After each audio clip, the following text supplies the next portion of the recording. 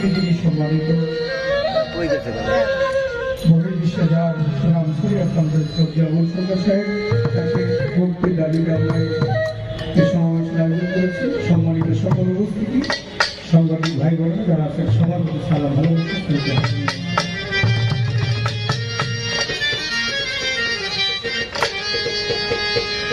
আমার এই মাটির পিঞ্জিরায় সোনা